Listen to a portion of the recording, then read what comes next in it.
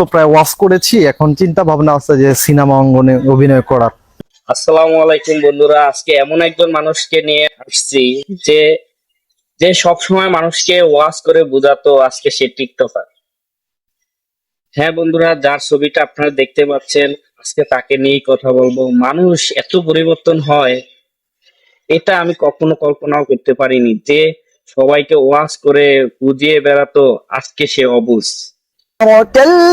তো আমরা আপনাকে দেখতে পাচ্ছি যে আপনি আগে খুব ভালো একটা বক্তা ছিলেন, তো আপনি হঠাৎ করে এই পরিবর্তন হওয়ার কারণটা কি? তো প্রায় ওয়াচ করেছি, এখন চিন্তা ভাবনা আছে যে সিনেমা অঙ্গনে অভিনয় করার। ওই যে সেটা আসলে আমি তো বলতে পারতেছি না, এরকম তো ইতিপূর্বে কেউ হয় নাই। জাস্ট আপনি যদি বলতেন আপনার শিক্ষাগত যোগ্যতা কি? অশিক্ষিত যোগ্যতা আমি পাবো না। আপনার সাথে কি জিন টিন আছে নাকি? এটা আসলে ওইরকম ভাবে নাই, তবে দুইটা ছিল, এগুলো এখন আছে কিনা বলতে পারতেছি না। আপনার সাথে কয়টা আছে ইবলিশ শয়তান? ইংলিশ দেখি নাই, বাট ইংলিশ আসলে ছুটি নেই, আমেরিকা গেছে, দায়িত্বটা দিছিল, বাট এখন আমার নিয়ে নিছে।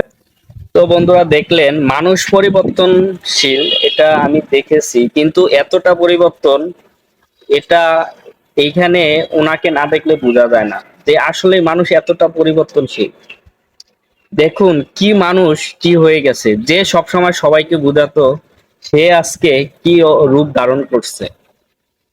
তো দেখুন, তো আমি ওনার সম্পর্কে আরো কিছু জানলাম, যেটা হচ্ছে উনি মিডিয়াতে মূলত ওনার ওয়াজ গুলো দেখা যেত, বিশেষ করে মুসলিম টিভি, ওইখানে উনি নাকি চুক্তি করে নিয়েছিল, এরকমটাও আমি শুনেছি। এখন কতটা সত্যি এটা আমি জানি না। তো বন্ধুরা, এই যে মানুষ পরিবর্তনশীল, যে সবাইকে বোঝাতো, আজকে সে অবুঝ।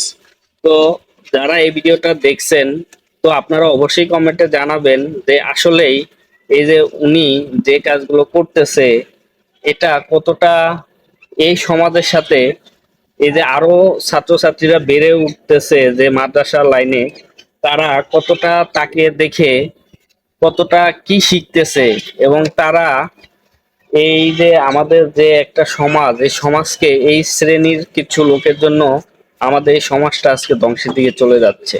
তো আজকে বন্ধুরা এ পর্যন্ত, দেখা হবে, কথা হবে আবার কোনো নতুন ভিডিওতে। আসসালামু আলাইকুম।